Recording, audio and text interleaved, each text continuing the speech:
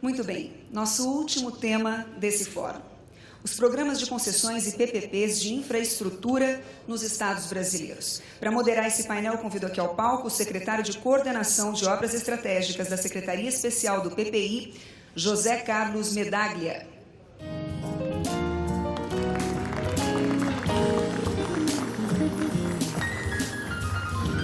E para compor esse painel, o governador do estado do Piauí, Wellington Dias.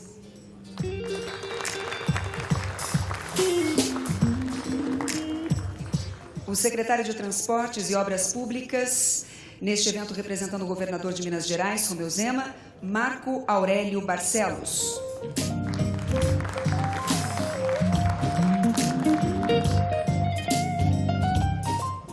O secretário extraordinário de Parcerias do Rio Grande do Sul, na ocasião, representando o governador do estado, Eduardo Leite, Bruno Vanuzzi.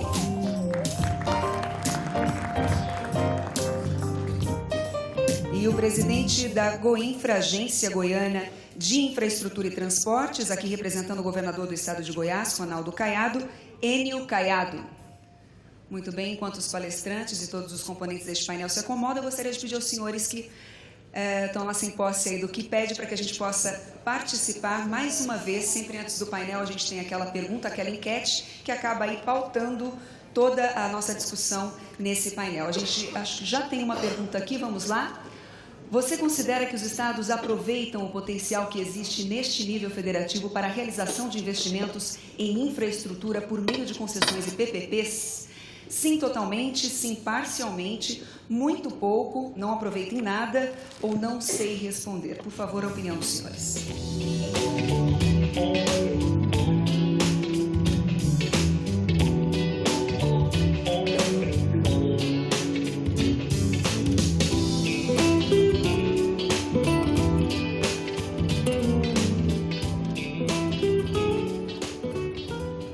Muito bem, já temos a resposta, muito pouco. 68,70%, essa é a porcentagem, e pautados por essa opinião, com a palavra o moderador. Muito boa tarde, senhoras e senhores. É uma satisfação participar desse painel. É extremamente qualificado, com a presença de pessoas militantes do setor de infraestrutura, e me sinto muito orgulhoso de, ao lado de autoridades estaduais, representar uma área do governo federal intimamente envolvida com a questão das parcerias público-privadas, concessões, que é o Programa de Parceria de Investimentos. Achamos que, a par das iniciativas que cabem ao governo federal, nas áreas em que a União é o titular dos serviços, a atuação dos estados possivelmente venha a ser o grande indutor de uma retomada de crescimento econômico. Portanto, só por essa razão já seria oportuno que nós trouxéssemos esse tema ao debate. Mas temos certeza de que, falando em infraestrutura, talvez aí esteja a base de toda a dinâmica econômica que o país precisa muito nesse momento. Então, da minha parte, muito obrigado pela atenção de todos. Nós vamos imediatamente já passar a palavra para o nosso primeiro panelista. Eu tenho a honra de passar a palavra para o governador Wellington Dias, para que nos brinde com uma exposição a respeito do tema de parcerias. Fique à vontade.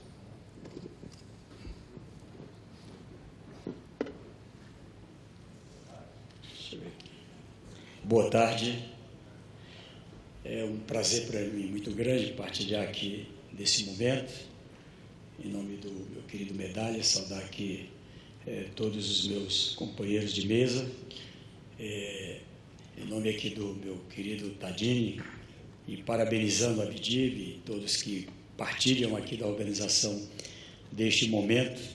Também dizer da alegria da doutora Viviane, que coordena essa área de PPPs no estado do Piauí, partilhar aqui desse momento. Se possível, se é possível, era um vídeo que eu tinha colocado, ele é bem curtinho, mas acho que daria... Tá todo mundo de olho no Piauí. Equilíbrio fiscal, segurança institucional e oportunidades de bons negócios nas mais diversas áreas têm atraído investidores nacionais e internacionais.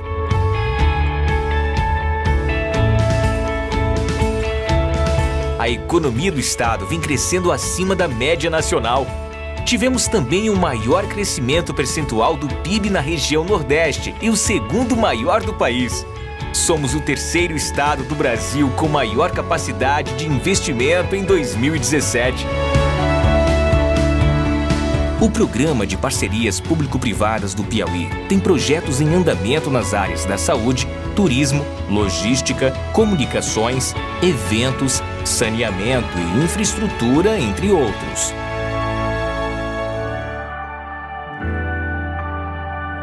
Construção, operação e manutenção do novo hospital do estado, especializado em pediatria com atendimento exclusivo ao SUS. Gestão dos resíduos de diversos estabelecimentos de saúde de forma adequada e sem danos ao meio ambiente.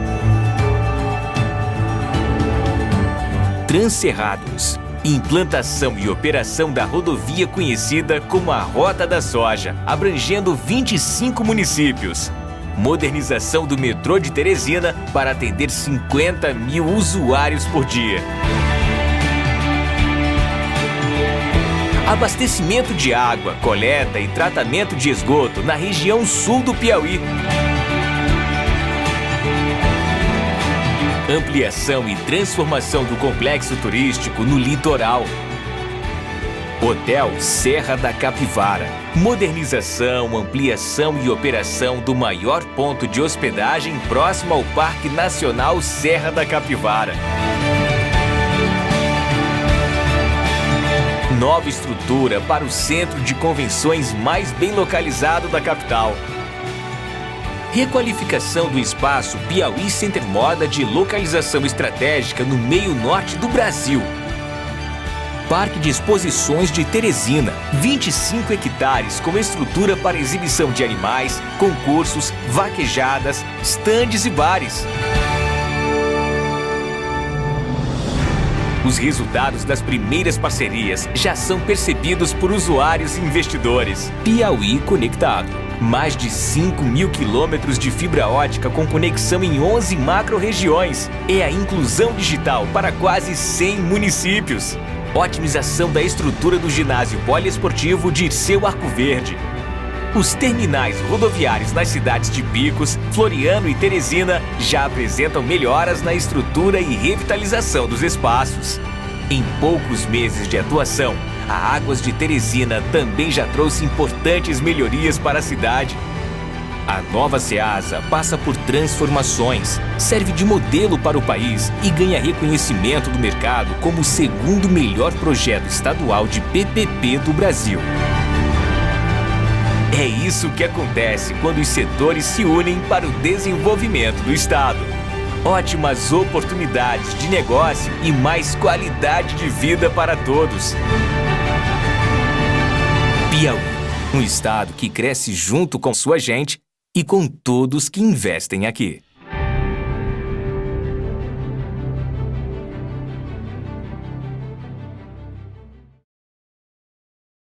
Respondi há pouco aqui no questionário que os estados trabalham parcialmente com PPP. É um início, né? O fato é que as experiências de parceria público-privado, e eu coloco para a minha equipe que temos que trabalhar até para facilitar o entendimento da população. Todas as modalidades a gente chama de PPP, se é subconcessão, se é build suite, enfim, nós chamamos no Estado normalmente de PPP por uma questão estratégica das pessoas compreenderem. Tem um amplo debate porque envolve uma preparação não só dos governos, seja o federal, o estadual, o município, a necessidade de que os outros atores também estejam preparados para as novidades voltadas para mais investimentos. O fato é que nós estamos hoje no estado do Piauí e começamos há poucos anos também com um marco regulatório. Temos 32 projetos na carteira, temos já aproximadamente 2 bilhões e 300 milhões em investimentos, em andamento. Esse ano queremos colocar mais 10 projetos em andamento e tenho dialogado com meus colegas governadores, especialmente numa conjuntura complexa como estamos vivendo, como um caminho importante, uma alternativa importante para a geração de emprego, para fomentar atividades econômicas e também para dar respostas que normalmente os estados não dariam. Fiz as contas dessa PPP de Teresina, se nós pudéssemos seguir no modelo anterior de investimentos do Estado ou com investimentos da União ou com contratos de financiamento, provavelmente nós levaríamos mais 50 anos para universalizar água e esgoto na capital do Piauí. Portanto, um atraso muito grande. Com a parceria público-privada é possível trazer esse objetivo para um prazo máximo de 10 anos. Ou seja, é possível já, com 5 anos, universalizar a água e é possível 10 anos, a partir de 2017, alcançarmos a universalização em esgoto. Então, isso, pensando em política de saúde pública, pensando em tudo que representa os investimentos, nesse caso, o investimento de 1 bilhão e 700 milhões na capital, e estamos agora tocando mais outras tranches em outras regiões do Estado. O que eu gostaria de dizer é que nós precisamos garantir que tenhamos uma condição de melhor formação, na minha opinião, dos tribunais de conta, Ministério Público, Judiciário, junto com os executivos, para alcançar melhor resultado. A exemplo do que certamente aconteceu em outros estados, também apanhamos muito no primeiro momento.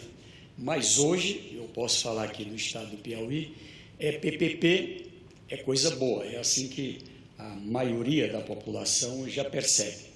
Sou do Partido dos Trabalhadores e, ao longo de um período, travamos um importante debate, já ainda prefeito de Ribeirão Preto, o então prefeito e ministro Palocci já realizava ali as primeiras parcerias privadas naquela ocasião, e isso ajudou a trabalharmos o debate. Hoje, Piauí, Bahia, Ceará, ou seja, independente de partidos, eu acho que o Brasil inteiro percebe a importância, dessas modelagens. Nós estamos agora caminhando para novos desafios, estamos indo para áreas que normalmente travam um grande debate, como essa área de educação e saúde.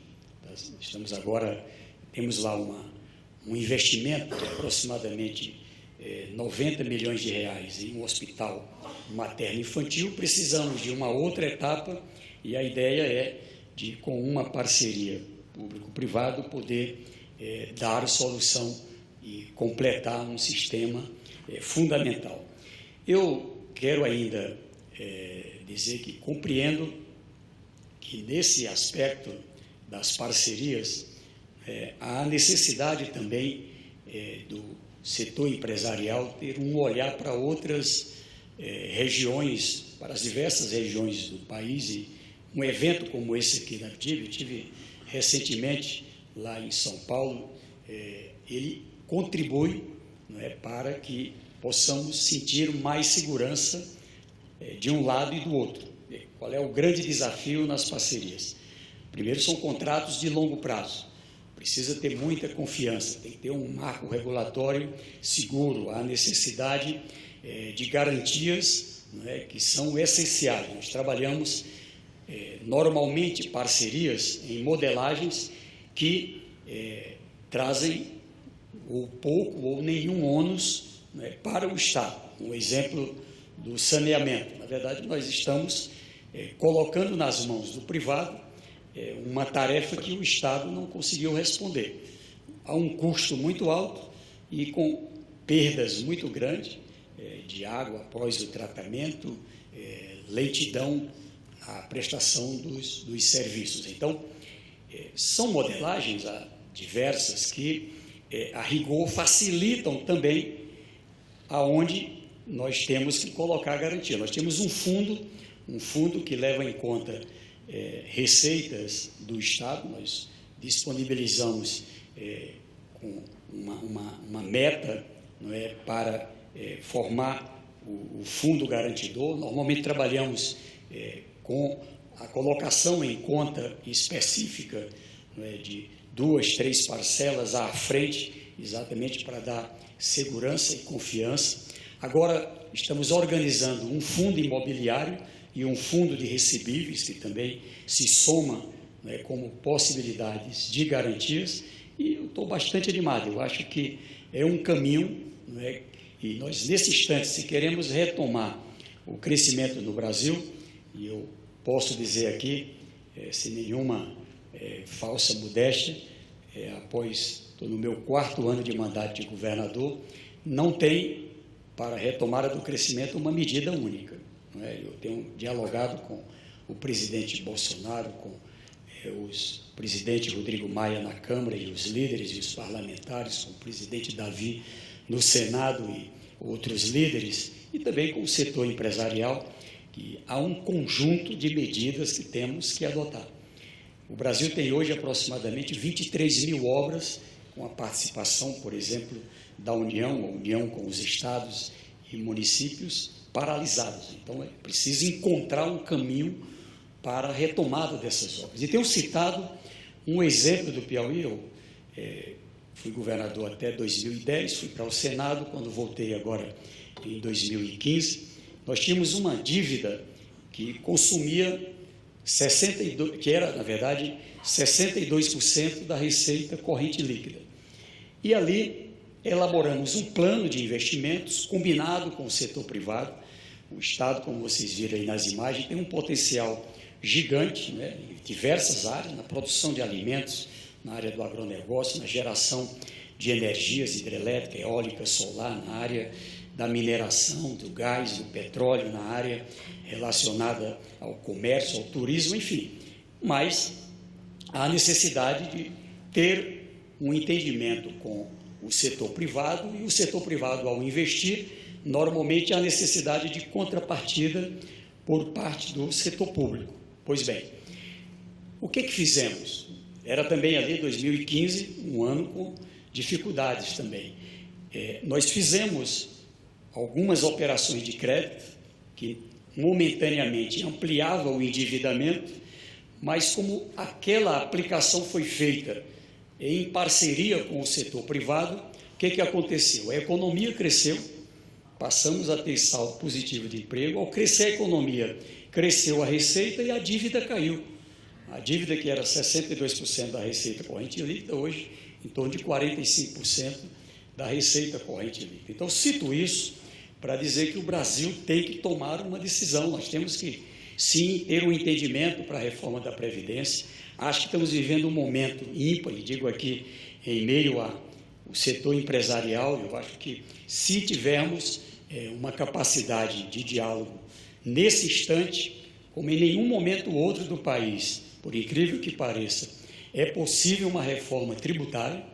Eu estou há 40 anos acompanhando as tentativas de reforma tributária, mas digo que nunca tivemos um momento tão importante, e uma reforma olhada do ponto de vista do investidor, ou seja, uma reforma que possa reduzir burocracia, acabar com tritributação, que possa reduzir carga tributária, inclusive no ICMS, que é um imposto dos estados, mas é o mais burocrático de todos os tributos. Então, há necessidade de trabalharmos, enfim, um conjunto de medidas. Tenho sustentado a necessidade, e acho que o setor empresarial deve apoiar, até porque tem a ver com possibilidades de parceria público-privado, junto com a securitização, ou seja, utilizar os recebíveis de dívida ativa como mecanismo né, de fundos garantidor, como nós fazemos.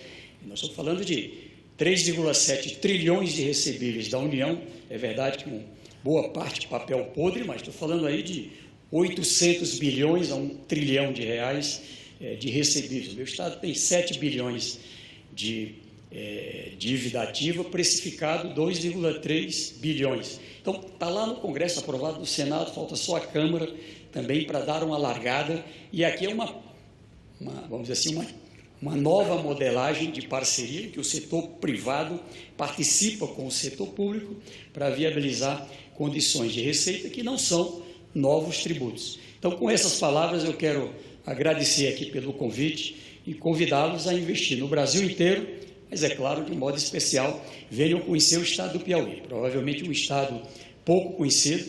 Nós entramos no século XXI como o patinho feio do Brasil. Nós tínhamos ali em 2003, assumi o mandato, e reconheço que outros governadores fizeram importantes trabalhos lá, mas chegamos no século XXI com o IDH, o Índice de Desenvolvimento Humano, 0,4, muito baixo, né? Em 2006 já comemoramos Índice de Desenvolvimento Humano baixo, comemoramos que saímos de muito baixo para baixo, né? Em 2010 já comemoramos IDH 0,6, médio, e eu tenho um compromisso de entregar ao meu povo em 2022 autodesenvolvimento. E certamente não se faz nada sozinho. Quero convidar vocês para ajudarem o estado do Piauí a alcançar autodesenvolvimento com bons investimentos e ganhando dinheiro. Muito obrigado.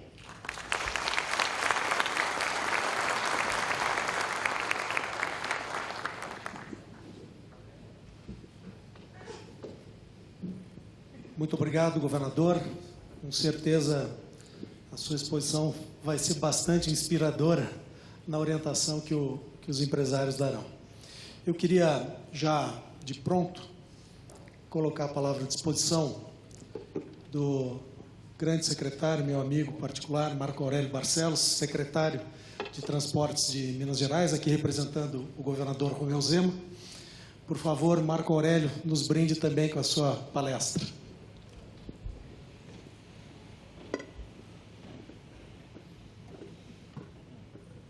Bom, boa tarde a todos. Uma satisfação estar aqui. Claro que eu vou começar trazendo aqui as desculpas do nosso governador. Ele acabou tendo um compromisso hoje de uma agenda de investimentos muito importante lá para o Estado, que vinha sendo aguardada. Ela se confirmou quase que na última hora, e essa é a razão da ausência dele. Quero cumprimentar o governador Wellington Dias, parabenizá-lo pelo trabalho contundente e já concretizado que vem realizando no Estado do Piauí. E não posso deixar, nesse momento, de citar a participação da Viviane, que é, sem dúvida alguma, uma das grandes representantes aí do time técnico de PPPs e concessões no Brasil, para não dizer nas Américas.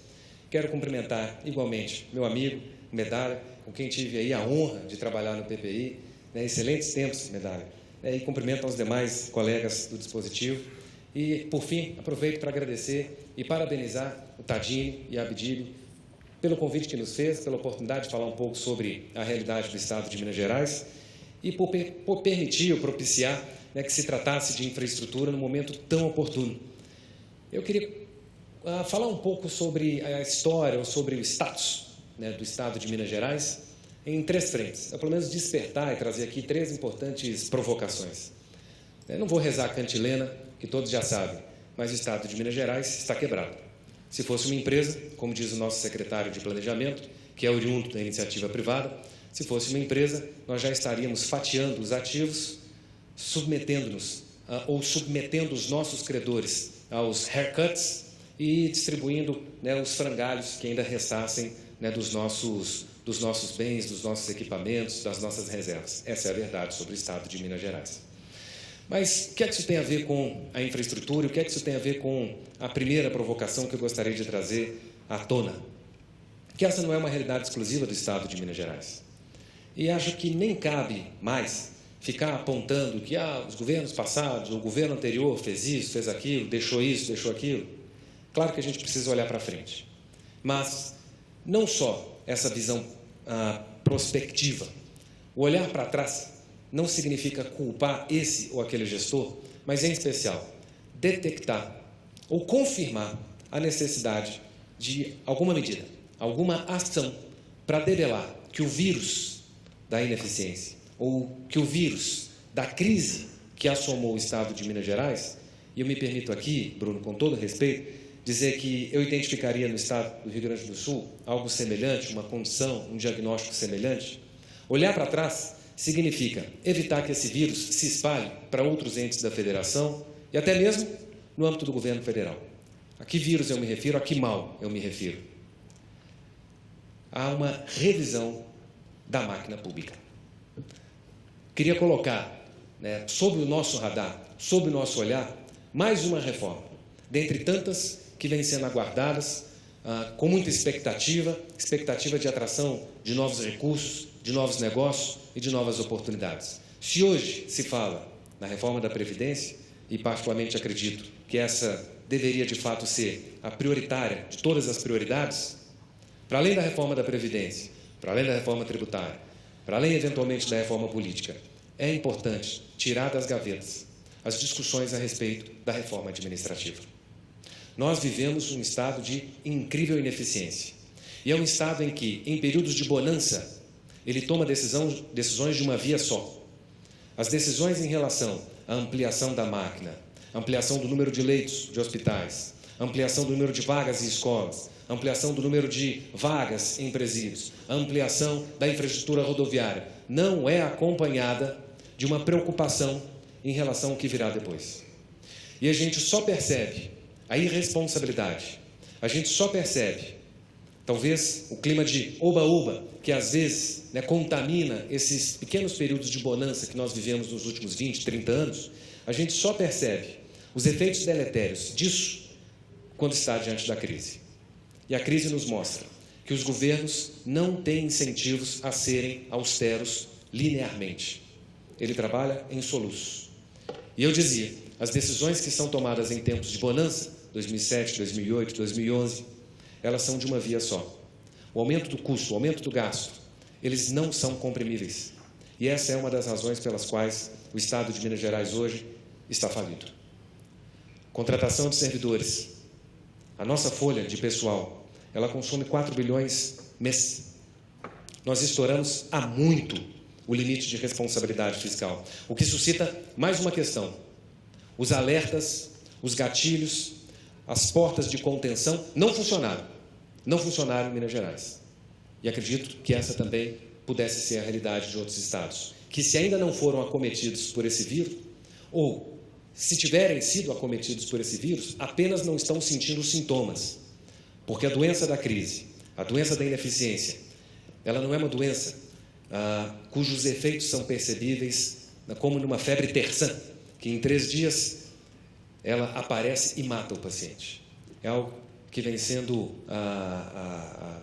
nutrido, que vem sendo, que vai crescendo aos poucos, e chega uma hora que não tem jeito, a água chega no nariz. Hoje, em Minas Gerais, pelas escolhas que foram feitas, insisto, não pelo governante A ou B, mas pelas escolhas que naturalmente foram feitas em razão dos incentivos que os gestores pretéritos tiveram, o Estado de Minas Gerais hoje chegou no seu limite. A conta chegou e não há dinheiro para pagar.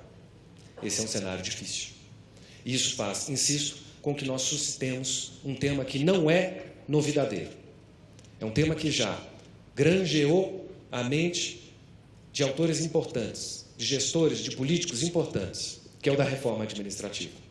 Isso precisa entrar com urgência na pauta, senão estamos fadados a todos morrerem da mesma doença. Mas, dito isso, há alguns remédios que hoje vêm sendo buscados no âmbito do Estado de Minas Gerais, com o apoio, evidentemente, do Médico União. Nós vamos aderir, estamos trabalhando para aderir ao regime de recuperação fiscal, a exemplo do que fez o Estado do Rio de Janeiro. E, evidentemente, nós sabemos que há exigências razoabilíssimas para que o Estado possa ter adesão ao regime de recuperação fiscal, que passa pela adoção de um sistema, de um regime, de um espírito, de um cronograma de concessões de parcerias e de privatizações.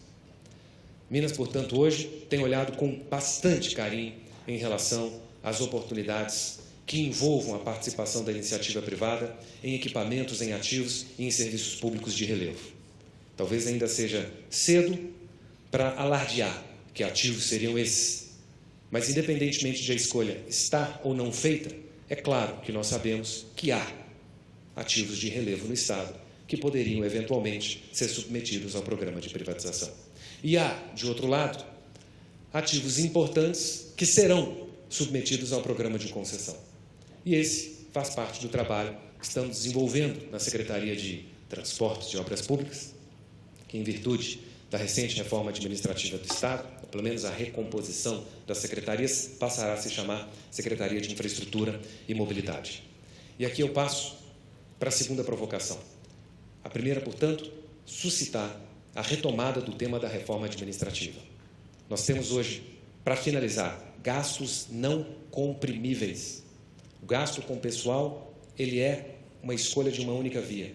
Uma vez que se amplia a máquina, não se comprime mais. E esse é o desafio. De onde cortar em uma situação de escassez? Fecho esse parêntese, fecho a primeira parte, ingresso agora na segunda provocação, retomando o que dizia. Na Secretaria de Infraestrutura e Mobilidade, nós resgatamos a figura de um escritório de projetos. O Estado de Minas Gerais já foi internacionalmente reconhecido como um Estado precursor e como detendo a melhor unidade de PPP do mundo, premiado internacionalmente. A unidade de PPP foi desmantelada. A lei de PPP de Minas Gerais, de 2003, um ano anterior à lei de PPP do governo federal, foi revogada. Todas as estruturas institucionais pensadas deixaram de existir. Nós estamos agora num cenário de tentar reconstruir, com todos os desafios inerentes e todos os desafios por que passam os demais estados. Recrutar mão de obra, criar um sistema de governança, um sistema normativo parrudo, mas a realidade de Minas Gerais, e eu participei da unidade de PPP nos seus primórdios, é irônico voltar depois de 15 anos e ver projetos em relação aos quais eu contribuí para a redação do edital e o contrato, e projetos em relação aos quais o contrato hoje já não funciona. Minas Gerais é um case, e eu queria que fosse um case de sucesso, mas é um case de alerta. E aqui vem o início da minha segunda provocação. Eu tenho, e é uma pena que eu tenha que compartilhar isso num fórum com os principais pensadores, os principais atores da infraestrutura no Brasil. Hoje eu tenho dúvidas da real capacidade de proteção do investimento privado em virtude das estruturas de governança que nós temos. Eu tenho. Eu já fui mais animador, mais alvissareiro. Mas, em virtude do que há no Estado de Minas Gerais, eu me pergunto se toda a expectativa que nós nutríamos quanto à blindagem dos contratos, quanto à existência das garantias, se isso é verdadeiro, ou se isso não é mais um wishful thinking. Na atual condição, eu estou mais inclinado para o segundo cenário. O que faz com que, nós tenhamos de rever essas estruturas de governança. Nós tenhamos de garantir a perenidade dos projetos, independentemente dos governos. Que aquilo que havia sido colacionado no contrato possa vingar futuras administrações. E não é isso que a realidade do Estado de Minas Gerais mostra. Oxalá esse seja um caso isolado, mas seria a exceção para mostrar que a regra ela tem a sua vulnerabilidade.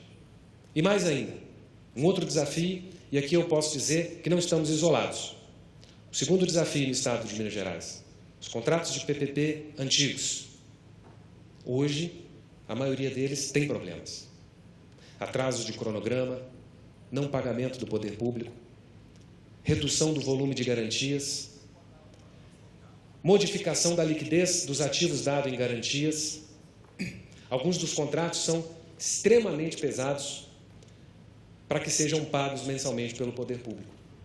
Para se ter uma ideia, o contrato do Mineirão, uma parceria público-privada, tão festejado à época da Copa do Mundo, época de bonança, nos custa hoje R$8 milhões mês. Alguns vão dizer, 8 milhões de reais, isso aí é dinheiro de bar para o Estado de Minas Gerais, que não está conseguindo pagar em dia a sua folha, para o Estado de Minas Gerais, que não está conseguindo comprar medicamento, 8 milhões de reais por mês é muito. E o que fazer? Claro que não romperemos contrato. O que está no contrato necessariamente precisa ser cumprido. Mas o que fazer? Diante, inclusive, de alguns desajustes, diante de pedidos de reequilíbrio econômico-financeiro, diante da frustração de expectativas do concessionário. O que fazer? Sentarmos à mesa e renegociar o contrato. E aqui está a minha segunda provocação. Temos hoje governança, sabemos quais são as fronteiras, a plataforma necessária, os fluxos de processo, as decisões cabíveis, o controle para a readequação e renegociação de contratos? A minha resposta hoje está inclinada para não. E aqui dizia que não se trata de uma exclusividade do Estado de Minas Gerais. No âmbito da União, quem se lembra do decreto da semana que vem, do decreto que regulamentaria a Lei 3.448, ele reflete essa dificuldade de renegociação. Ele reflete essa dificuldade, esse apego ao mito de que os contratos não podem ser reajustados, não podem ser renegociados. Não estou dizendo em imposições unilaterais. Aquilo que, demagogicamente, alguns gestores públicos costumam fazer ao início dos seus respectivos mandatos. Rompamos o contrato. Reduza-se em 30% o valor devido pelo Estado. Isso não. O que nós precisamos é segurança jurídica, inclusive para reconhecer que os contratos são incompletos e em que, em algum momento da existência desses contratos, será necessária a sua repactuação. Mas quem são os partícipes da mesa da renegociação? Como provocar a participação dos nossos controladores? Ainda estamos num cenário nebuloso. E o que eu quero com isso é trazer à baila essa provocação, enfim, conclamar a todos para refletir sobre a plataforma que temos para a renegociação dos contratos. E mais ainda, provocar-nos para a realidade inafastável, a de que os contratos são incompletos, a de que a realidade é muito mais sofisticada e muito mais surpreendente do que aquilo que constava em 50, 60, 70 folhas de papel. Precisamos admitir essa dinâmica e esse caráter mutável e trazer um ambiente de segurança, por certo, para todos os envolvidos, para que esses reajustes, essas renegociações, elas possam acontecer. Essa é a minha segunda provocação. E a terceira provocação envolve agora uma agenda prospectiva. Saiamos, daquilo que parece ser uma realidade sombria, da crise, da renegociação de contratos, mas é claro que em Minas estamos olhando para o horizonte, buscando oportunidades futuras. E estamos trabalhando no lançamento de alguns programas de concessão. Nós já temos hoje, pelo menos, 3 boas iniciativas bem desenhadas. A primeira delas, concessão de parques estaduais. Poucas pessoas sabem, mas o mineiro é muito discreto, precisa fazer mais barulho. Mas nós já temos um programa de concessão de parques na rua, com 20 parques priorizados. Parques realmente atrativos, que têm condições de incrementar a indústria do turismo de Minas, que pode ser uma alternativa, não à altura, não sejamos ingênuos de acreditar que ela substituirá a indústria que hoje está em crise no Estado, que é a indústria da mineração. Para além dos parques estaduais, lançamos na semana passada uma provocação. Fizemos um balão de ensaio, um teste. O que eu chamaria de um PMI renovado. Conversava agora com o Alexandre a esse respeito, com o Igor a esse respeito. Nós lançamos uma tomada de subsídios para buscar, junto a potenciais interessados, soluções para um problema que se arrasta, pasmem, há mais de 10 anos. A construção, a finalização e a operação de 10 hospitais regionais esparramados em distintas regiões do Estado. São hospitais que avançaram bem nas obras. Há obras com 80%, 60% de execução. E dá pena, é comovente visitar essas obras. Eu já estive em 2 delas. E a única pergunta que eu faço é: quantas pessoas morreram porque essa obra não ficou pronta? Mas o fato é que hoje a gente não tem recurso nem para terminar as obras e nem para dar seguimento à operação desse hospital. Precisamos da criatividade, precisamos de parcerias, precisamos de trabalhar com a inventividade e com a colaboração, chamemos assim, do setor produtivo. Nós queremos implementar um modelo de parceria para esses hospitais. PPPs, não. Que outros modelos? Essa é a pergunta que nós nos autoimpusemos e essa é a pergunta que nós compartilhamos no mencionado chamamento público ou na tomada de subsídios, que vai ser uma conversa estruturada, uma conversa coordenada com atores do mercado para que se faça uma construção a várias mãos das possíveis soluções para cada um desses equipamentos.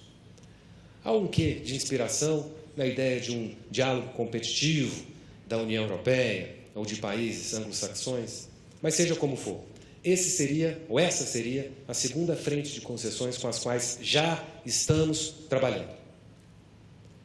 E na semana que vem, ao que tudo indica, nós faremos o anúncio do nosso programa de concessões de rodovias. Não quero aqui dar um spoiler daquilo que o governador terá a oportunidade de anunciar, mas nós estaremos falando aí em algo próximo a 2.500 quilômetros de rodovias. Todas concessões. Está proibida a palavra PPP em Minas Gerais, pelo menos por algum tempo. Todas concessões. São projetos que pararão de pé. E o que é que eu quero chamar a atenção? Qual é a terceira provocação em virtude desse contexto prospectivo? O mineiro, em se tratando de concessão de rodovia, ainda não está acostumado a pagar pedágio. Nós já tivemos 2 iniciativas anteriores de se implementar um programa de concessões no estado de Minas Gerais.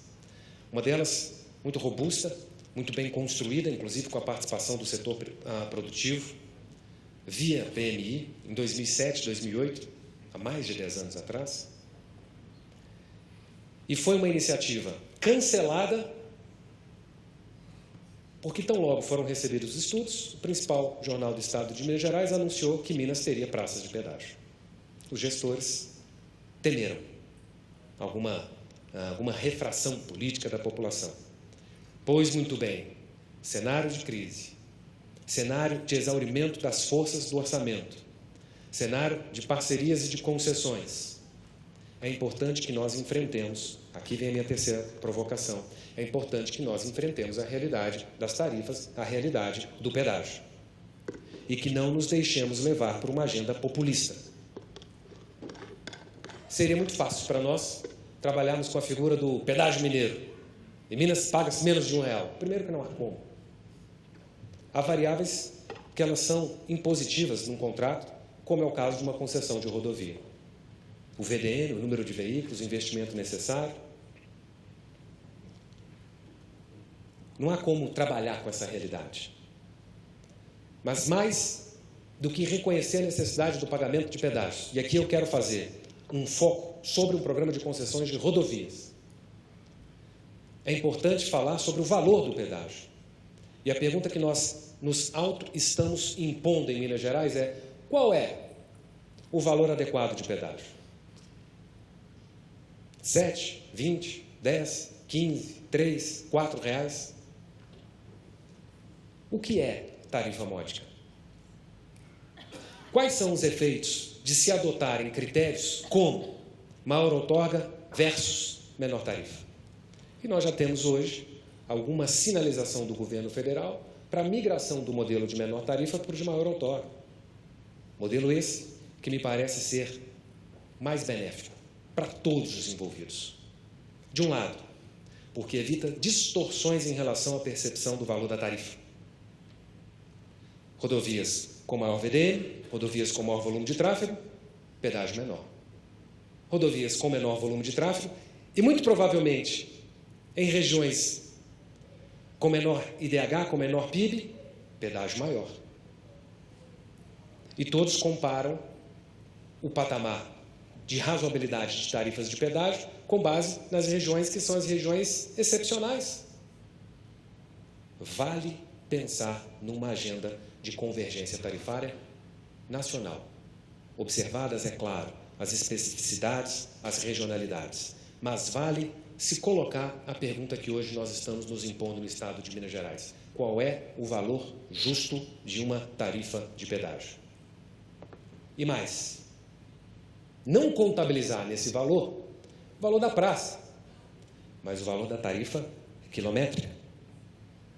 E mais, se perguntar quanto custa para o usuário trafegar para uma rodovia média que não seja tarifada. E tentar utilizar esses insumos como alguma proxy, algum parâmetro para a definição do que são tarifas razoáveis. Onde eu quero chegar? Quando os recursos orçamentários eles escasseiam, nós precisamos buscar alternativas. As alternativas que hoje temos à mão não são também novidade. As concessões elas já vêm há mais de século atrás, muito embora ela tenha ganhado um reforço na década de 90. E a ideia é, usa quem paga. Nós não podemos, no plano estadual sobretudo, e em estados que ainda não têm tradição de trabalhar com a tarifação, com as concessões, e aqui, de novo, faço um enfoque sobre as rodovias, nós não podemos trabalhar com a ideia de que o orçamento ele comporta todos os gastos do Estado. Pelo contrário, a mensagem de que quem usa paga, ela é até mais justa com o contribuinte. E, adicionalmente, entender qual é o critério de tarifa justa é um desafio complexo. E, por fim, acreditar que valor ou que critério de menor tarifa é aquele que reflete a justeza dos pagamentos dos usuários também não é uma verdade absoluta. Há bons desafios que a realidade de Minas Gerais, para o mal ou para o bem, ela está colocando sob o nosso olhar. Fica o alerta para que tenhamos condições de nos debruçar sobre esses desafios e construir, como queremos e vamos construir no Estado de Minas Gerais, um cenário de prosperidade, um cenário de governança, de previsibilidade, junto com a iniciativa privada. Obrigado.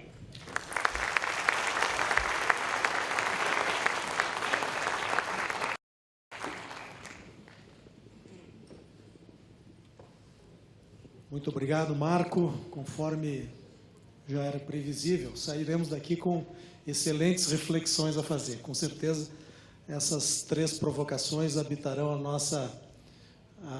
os nossos pensamentos de maneira que a gente possa induzir os comportamentos que nós queremos para o país, para os nossos governantes e, talvez, principalmente, naquilo que deve habitar o pensamento da nossa população, que, em última análise, precisa refletir também sobre essas questões para dar suporte às decisões que os poderes constituídos da República precisam ter. Bem, entregando a palavra para quem são, de fato, as estrelas da tarde, eu queria aqui chamar o meu amigo Bruno Vanuzzi, secretário extraordinário de Parcerias do Estado do Rio Grande do Sul, representando o governador de Estado, Eduardo Leite. Passador. Inicialmente, boa tarde a todos. Gostaria de cumprimentar o presidente Tadini aqui pela iniciativa desse fórum, que é um sucesso. Cumprimentar o governador Wellington Dias, sempre presente, sempre com uma palavra de estímulo, de esperança. Cumprimentar o nosso presidente aqui da mesa, Medalha, que nos recebeu hoje no PPI para uma conversa muito produtiva. Demais integrantes da mesa, parabenizar o Marco Aurélio aqui pela sua fala. E antes de entrarmos aqui no nosso tópico principal, que é o programa RS Parcerias, gostaria de fazer talvez um repique aqui da fala do Marco Aurélio e do governador Wellington Dias. Nós vivemos, sim, uma crise dos estados, dos entes subnacionais e, por que não, do governo federal. Essa crise decorre um pouco, e isso numa visão muito particular minha, como servidor de carreira, como procurador do Estado de carreira do Estado do Rio Grande do Sul, de algumas modificações nos nossos sistemas jurídicos decorrentes da Constituição de 88. Uma Constituição que veio como um refluxo de um período de exceção, no qual se criaram diversas amarras para o poder público para que fossem evitados atos de exceção. E essas amarras trouxeram consigo um sem número de situações em que a máquina pública se vê em becos sem saída. Um pouco do que o Marco Aurélio referiu. Nós ligamos um determinado aparelho público e não desligamos mais. Talvez isso seja o mais perverso de todo o período pós-88, é que a esperança de um novo momento desagou numa certa sensação de frustração. Mas nem tudo é ruim. Talvez tenhamos exagerado um pouco na dose, mas como todo movimento pendular, acredito que existe hoje um espírito, um senso comum do cidadão de que as reformas são necessárias. Talvez em algum momento precisemos aí de uma liderança de governo federal para, quem sabe, uma reforma constitucional do próprio Estatuto da Administração Pública.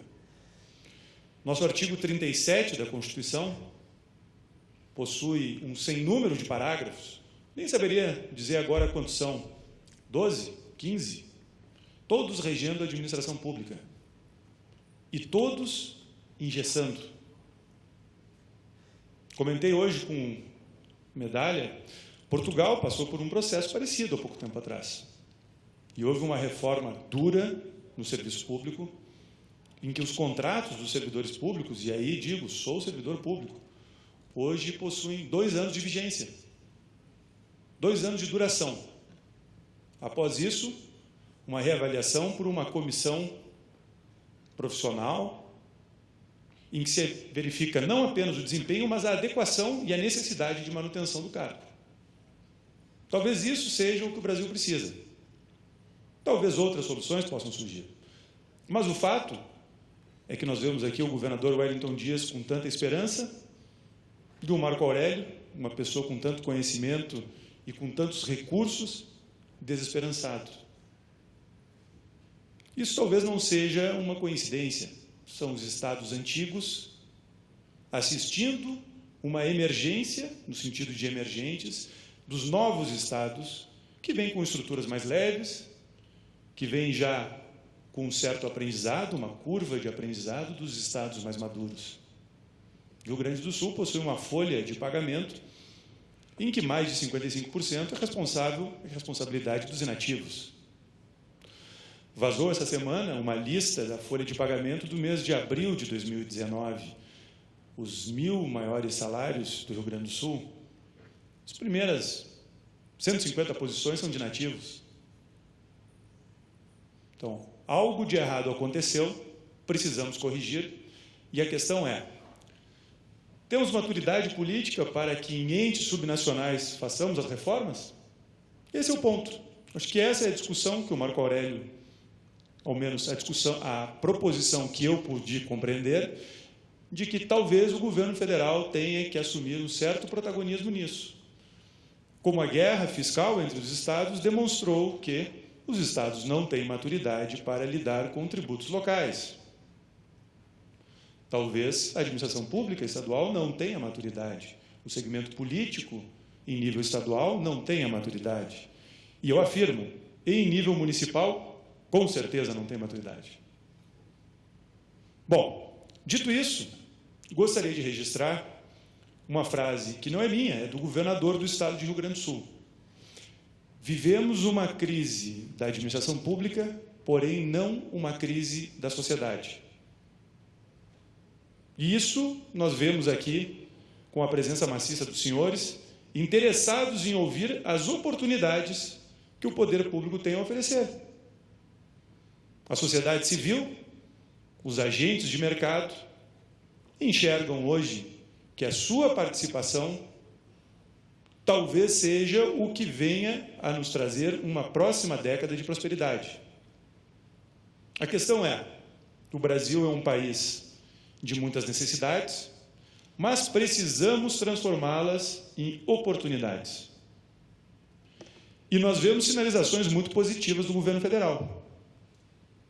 Medida provisória recentemente editada, traz inovações em relação ao FAEP, ao papel do BNDES, e o reconhecimento e endereçamento de uma solução para o problema de contratação de estudos. Ou seja, estamos no caminho correto. Referi, na nossa pequena reunião preliminar, de que está circulando num grupo de WhatsApp, aliás, em grupos de WhatsApp, um trecho da fala do ministro Tarcísio ontem aqui nesse ambiente. E é uma das raras vezes em que viraliza uma pauta positiva. Quem escuta aquele áudio entende por que devemos continuar trabalhando e por que devemos acreditar no Brasil.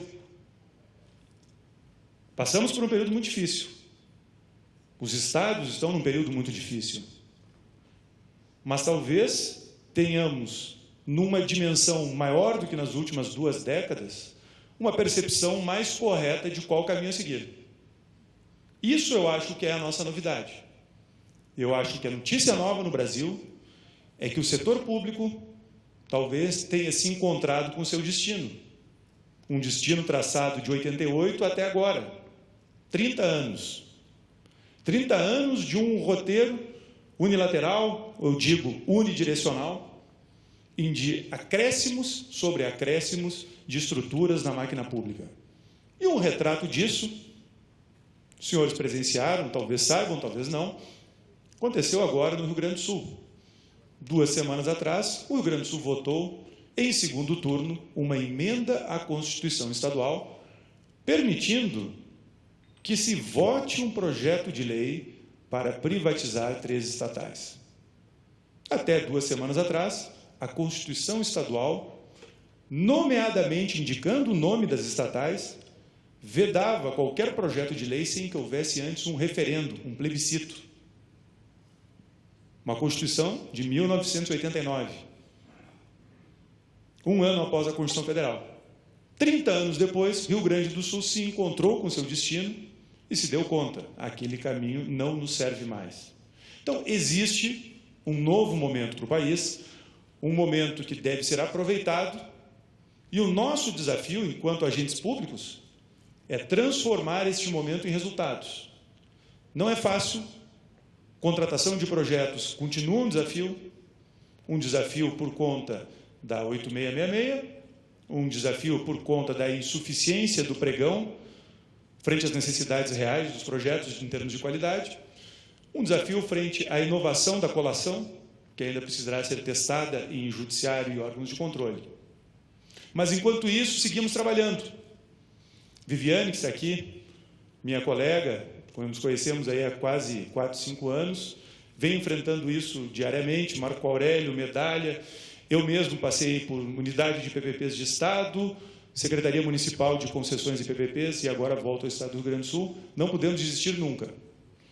E não tendo desistido, nosso governador, em primeiro mandato, apesar de ter sido prefeito por 4 anos de Pelotas, colocou o seu nome à disposição, assumiu um governo e, não fazendo terra arrasada, aproveitou o que havia sido bem feito no governo anterior. O que é também uma demonstração de maturidade institucional do Brasil. Nós vemos agora o presidente Jair Bolsonaro prestigiando o trabalho feito pelo governo anterior, mantendo as pessoas-chave na área de infraestrutura, mantendo os projetos. E isso significa o quê? Aquela nossa curva de licitações, que extrapolava a média nos últimos 2 anos de mandato, desta vez será quase linear. Teremos muitos projetos licitados no primeiro ano de governo, coisa que nunca se viu no Brasil. Então, o momento é positivo, e eu gostaria de compartilhar em nome do governador, que por um problema de saúde não pôde se fazer presente, o que o Rio Grande do Sul tem em mente para os próximos 4 anos. O programa chamado RS Parcerias. Basicamente, nossa apresentação é dividida em 4 tópicos. O primeiro diz respeito a projetos que foram contratados pelo governo anterior, os estudos, com recursos de Banco Mundial, ProRedes e consultoria de um consórcio liderado pela KPMG. Basicamente, são 4 licitações, uma delas em curso, que é a do Parque Zoológico, as outras 3 já com audiência pública e consulta pública realizadas, em fase de consolidação das contribuições. Os senhores podem ver, os valores são interessantes, principalmente nas rodovias. E essas rodovias, uma delas ao menos, a 287, que é a que tem o maior valor de investimento, é uma rodovia que já possui pedágios administrados pela administração pública gaúcha. Vamos olhar um pouquinho mais como são essas rodovias. A primeira é a RS 287. Estive 2 semanas atrás em Santa Maria participando da audiência pública. Vamos passar aqui pelos dados, já que no momento os senhores têm curiosidade sobre os números. Contratos de 30 anos, investimentos de CAPEX na ordem de 2 bilhões, que em 11 anos gerarão a duplicação integral da rodovia. São uma rodovia que liga Santa Maria, o centro do estado, à BR-386, já concedida, integrante da RIS. Passamos por essa rodovia e fizemos uma análise. Não só os números, mas também a realidade da rodovia indicam que a duplicação é uma exigência inadiável. Vejam, senhores, ali, trechos urbanos duplicados em 5 anos. Isso, para termos de rodovia, é muito pouco. Mas cabe no projeto. São projetos realizados com o pé no chão. São projetos realizados com base na estimativa de demanda calculada com as demandas atuais. Por serem rodovias com pedágios, nós temos o comportamento do fluxo de pagantes nos últimos, talvez, 7 anos. Então, são dados sólidos. Não é uma origem e destino com uma sazonalidade, com algum tipo de, talvez, interferência de algum elemento específico. Estamos, no momento agora, em negociações com a B3, para que essa licitação ocorra na Bolsa de Valores, e a licitação será por menor tarifa. Esse é um tema recorrente, nós acredito que nos debates a seguir vamos discutir um pouco mais sobre isso, mas é o que temos para o momento. Foi o que a legislação nos permitiu, e talvez, havendo uma competição efetiva nesse projeto, nós tenhamos um bom parâmetro para que possamos dar o salto de qualidade para licitações por maior outorga nos próximos projetos. O Rio Grande do Sul, talvez nem todos os senhores saibam, foi pioneiro em concessões rodoviárias. O primeiro programa de concessões rodoviárias do Rio Grande do Sul data da década de 90, 1997. E obteve muito sucesso. Ao menos sucesso de licitação, sucesso de obras, sucesso de atendimento ao cidadão. Todavia, gerando muito desgaste político e na opinião pública. E um dos pontos que foi mais indicado em CPI e foi indicado em jornais foi de que a fixação prévia de tarifa havia gerado uma taxa interna de retorno exagerada. Talvez algumas licitações, ou uma licitação, ou 2 ou 3, por menor tarifa, sirva para identificar o ponto de equilíbrio hoje do nosso mercado. Essa rodovia, na nossa audiência pública, nos trouxe uma feliz surpresa, que eu gostaria de compartilhar com os senhores. Pela primeira vez vi uma faixa, aliás, 2, uma da Associação do Comércio e Indústria de Santa Cruz do Sul e a outra da Associação dos Transportadores de Cargas de Santa Maria, apoiando o projeto e exigindo a sua pronta licitação. É o que eu digo para os senhores, há uma mudança no senso comum, na opinião pública. No nosso caso, motivada por algo absolutamente insuspeito, qual seja a criação, ao término da rodada anterior de contratos, de uma empresa pública gestora de rodovias. Uma empresa que basicamente deveria fazer operação e manutenção, com recolhimento de tarifas, e que prestou um serviço talvez não tão adequado quanto o serviço anterior. Não cabe aqui nós entrarmos na discussão se essa ineficiência é sistêmica ou incompetência.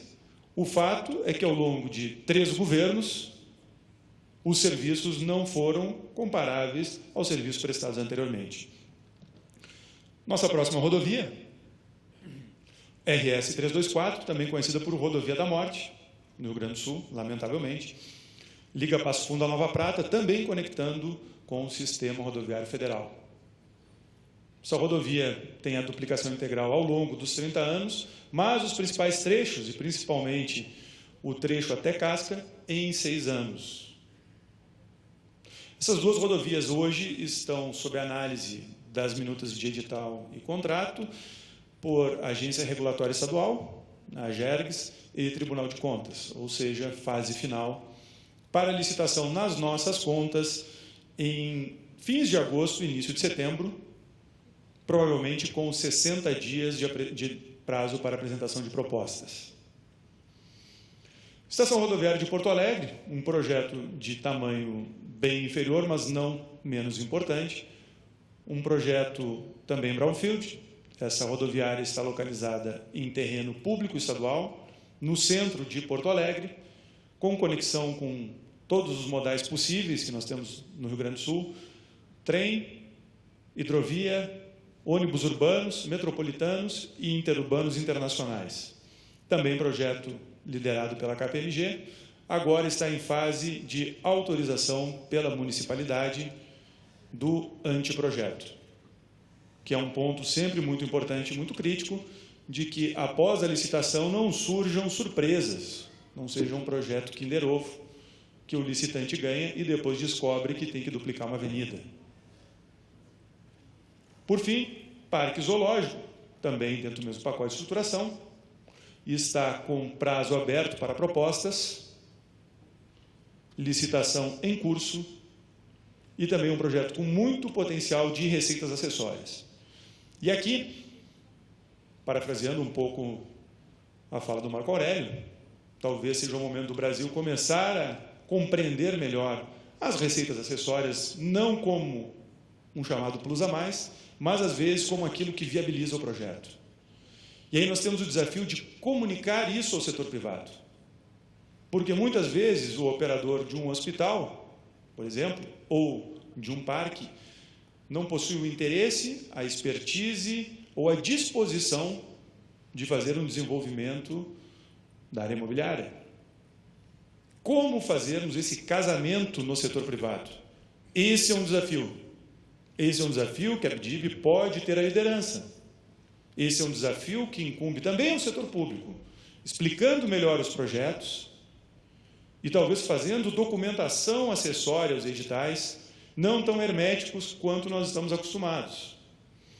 Fazendo um pequeno parêntese aqui, narrando uma situação do município. O município precisava licitar a ocupação de bares num novo parque, o Parque da Orla.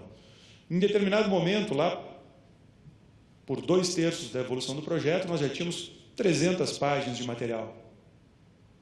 E eu resolvi dar uma olhada como que o Uruguai, que é um país vizinho nosso, realiza licitação de situações semelhantes. Paradouros na Praia Brava, ou na Praia Mansa e em Punta del Este.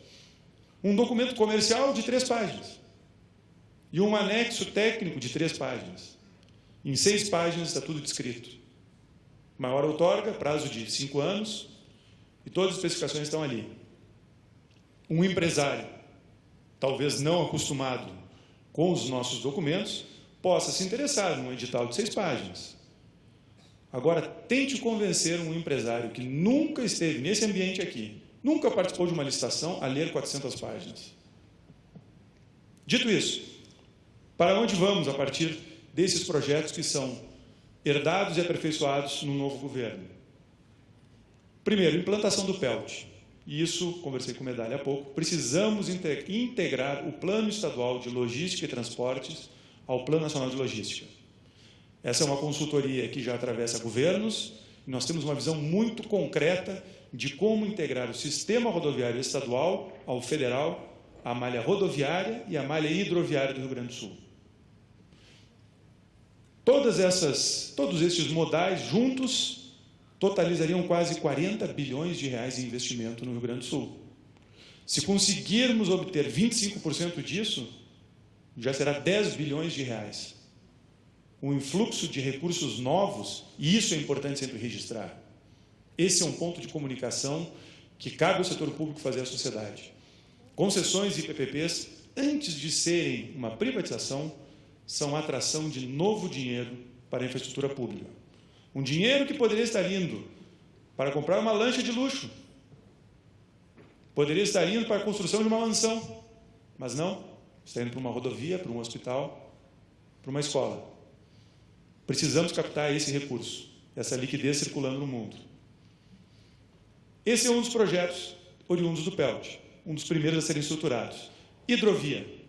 Os senhores veem ali onde diz Rio Grande, segundo maior porto do Brasil. Porto marítimo, com alta capacidade, diversos terminais privados, subutilizado.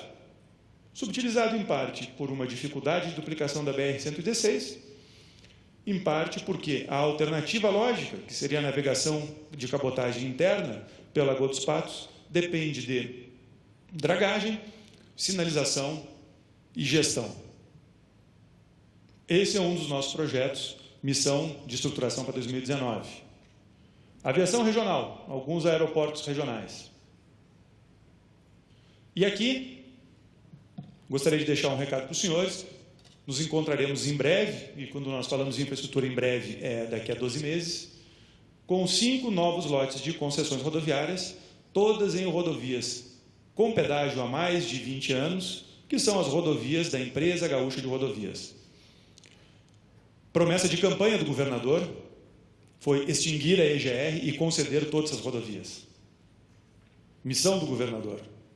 Missão para mim. Nós temos aqui rodovias todas com excelente histórico, excelente registro, não só de passagem de veículos, como também de valores arrecadados. Trabalharemos isso em breve. Ano que vem, primeiro semestre, podem contar que teremos já o início das concessões. Outras rodovias estaduais indicadas pelo PELT como rodovias com grande potencial, e aí indico aos senhores ali à esquerda uma linha verde que desce em direção ao Porto de Rio Grande, ou seja, são rodovias que dentro de um plano de desenvolvimento econômico do Estado fazem todo sentido. E por fim aqui, outras parcerias que agora vamos discutir com o governo federal, com o mercado e com estruturadores.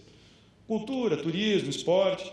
E agora, sim, escolas, prédios públicos e sistema prisional. E precisamos falar sobre o sistema prisional. Precisamos de mais vagas, mas precisamos de vagas de qualidade. Precisamos de estabilidade social no nosso país, que não passa por puro e simples encarceramento, passa por uma solução adequada, e não digo nem de ressocialização, mas digo de dignidade da pessoa humana.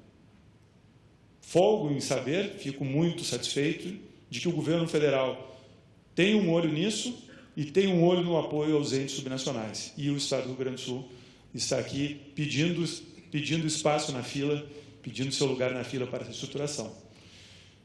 Por fim, PPP da Corsã. Todos os senhores já devem ter ouvido falar desse projeto. Esse projeto já vem rodando talvez há 8 anos e é como o decreto da renovação de concessões. É o projeto da semana que vem.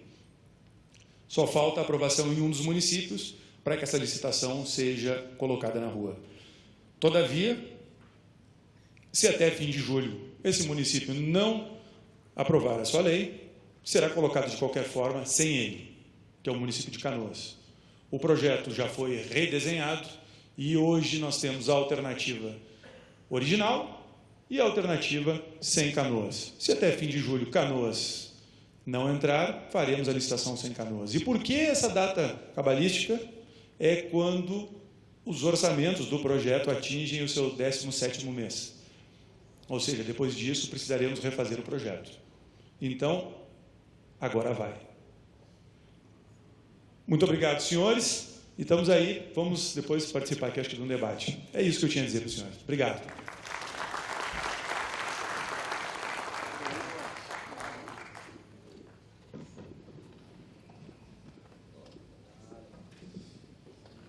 Muito bem. Muito obrigado, Bruno. Com certeza a sua contribuição também fará parte das nossas reflexões, né? Muito obrigado. E espero particularmente que o Rio Grande do Sul se encontre com o seu destino, que certamente é de ser vanguarda, exemplo, e ser um lugar muito amistoso e muito acolhedor para todos os seus visitantes, né? Bem, gostaria agora de anunciar o que guardamos com expectativa para a última parte do nosso painel. O senhor Enio Caiado, presidente da Goinfra, que é a Agência Goiana de Infraestrutura e Transportes, neste ato representando o governador do Estado de Goiás, Ronaldo Caiado. Por favor, palavra à sua disposição.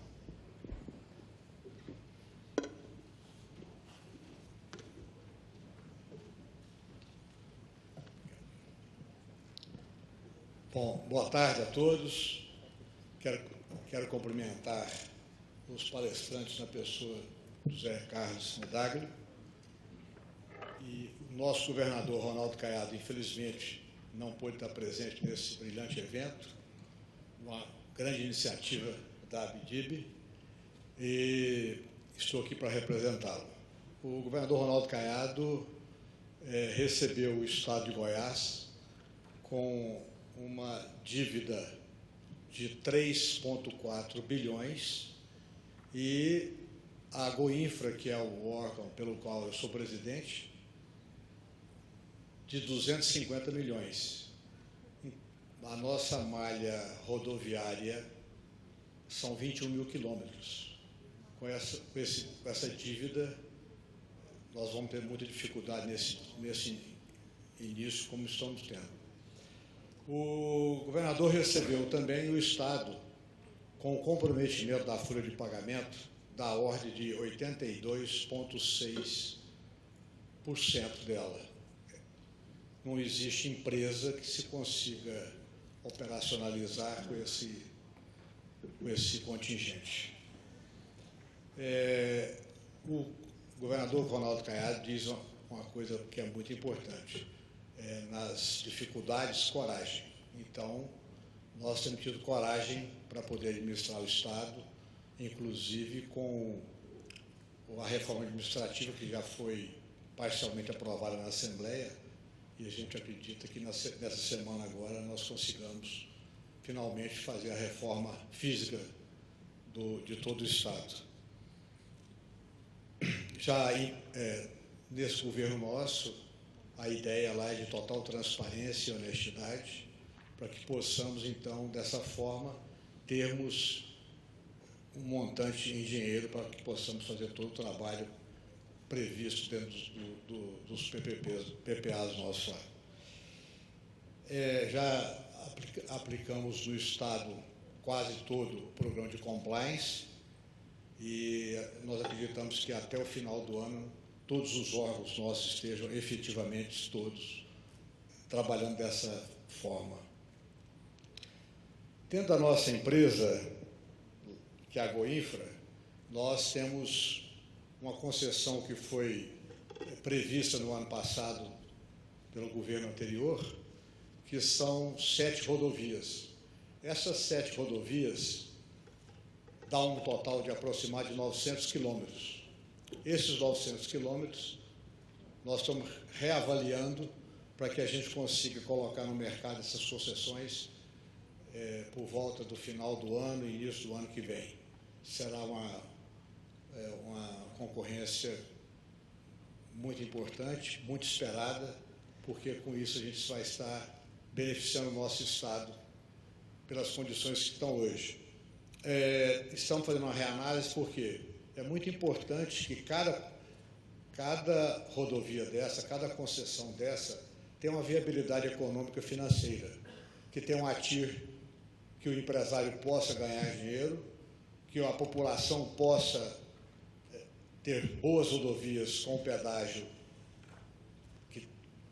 de valores que tenham uma viabilidade econômica financeira condizente e que o governo possa estar economizando com essas concessões, que nós achamos que é muito importante.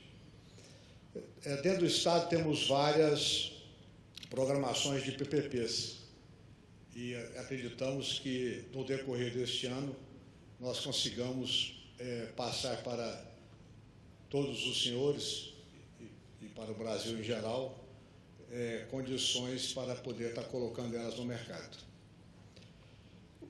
Dentro disso, Goiás está se preparando para receber o empresariado todo lá. Já estamos com uma previsão de instalação de 600 megawatts na região norte de Goiás, através de uma usina fotovoltaica,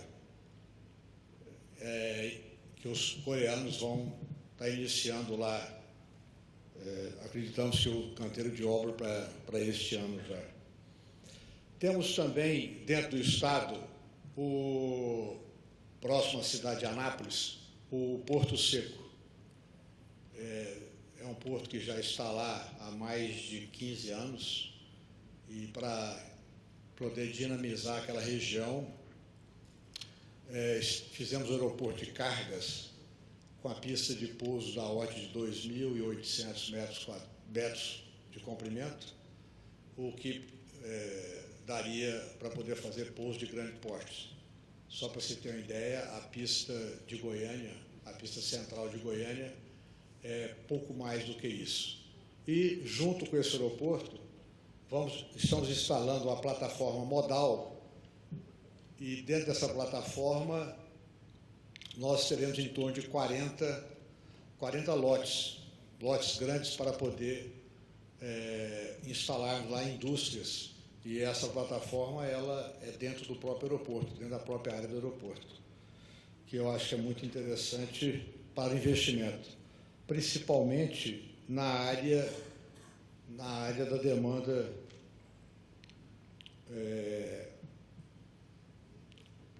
da parte de seguranças e empresas que fabriquem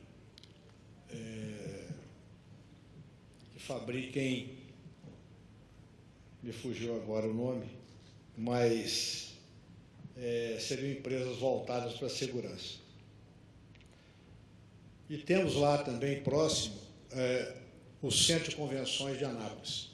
O Centro de Convenções pode dar apoio total a essa plataforma modal, que temos, porque tem uma área de em torno de 33 mil metros quadrados e pode atender a todos os eventos e coisas correlatas dessa estrutura toda montada lá em conjunto, que é nosso ideal. E dentro disso também temos a Norte-Sul, que com esse apoio todo que o governo federal está dando, nós inclusive vamos fazer um ramal que vai pegar no sentido leste-oeste, que seria interessante para darmos continuidade em toda a parte econômica do Estado. Então, contando com isso, o Estado nosso prevê que nesses 4 anos nós consigamos fazer dele um Estado pelo que merece, que é um Estado que tem a origem de agropecuarista, e para vocês terem uma ideia do montante, na última Tecnoshow que foi feito na cidade de Rio Verde, houve um faturamento da ordem de 3,4 bilhões de vendas. Então, é um Estado pujante, é um Estado que está pronto para crescer, tem todas as condições para isso, e contamos com os senhores para estarem investindo junto com a gente lá. Muito obrigado.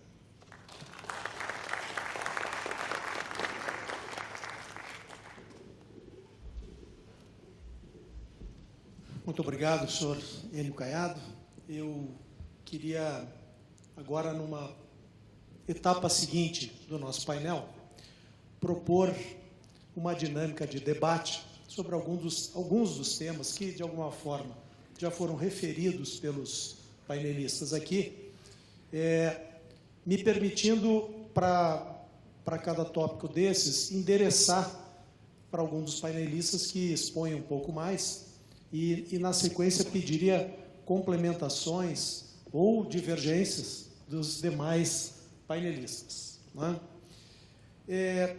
Eu iniciaria fazendo uma proposição para o governador Wellington Dias, para que nos passasse algumas impressões, um pouco da sua experiência de vários mandatos eletivos. Não é? Foi dito aqui que nós estamos num momento de transição, de repensar as nossas relações do setor público, do setor privado, que existe uma busca de obter compreensão da população sobre esse momento que nós vivemos, e é sabido que em alguns setores, em alguns locais, nós temos um grau de maturidade maior para essa compreensão. Não é? A população frequentemente rejeita pagamento de tarifas por um serviço público, não é? Desenvolvido por um parceiro privado. Em outros casos, a população aceita melhor, ela entende que o serviço mais caro é o que não está disponível, enfim, essas são as conversas muito presentes. Né? Queria que o senhor discorresse um pouco que estratégias de comunicação o senhor imagina, o senhor que é um uma pessoa que oferece o seu nome para eleições. Então, o senhor tem um diálogo com o seu eleitor, com a sua população. Que mecanismos de comunicação são interessantes para se ter no momento desses em que se discute a aceitação ou não de parcerias dessa natureza? O que o senhor poderia nos contribuir um pouco aqui a respeito desse diálogo governo, população, iniciativa privada, nesse momento de um novo arranjo, digamos assim, em termos de prestação de serviço público? Bom, primeiro, dizer que aqui os técnicos são bem mais experientes. Eu quero colocar aqui. A parceria, ela precisa ser parceria mesmo. Não pode ser só um ato formal lá de um contrato e depois cada um anda. Os governos mudam. Um dia um é um governador, outro dia é outro, de outro partido, de outro pensamento. Então, por isso, precisa ter uma sintonia, uma aceitação com formadores de opinião, com a sociedade, com os usuários. Mas aqui, queria até ficar de pé aqui a doutora Viviane, né? Está aqui à disposição, vai ficar com vocês aqui, ela que coordena lá com uma equipe esse trabalho de PPPs, como eu disse aqui, em diferentes áreas.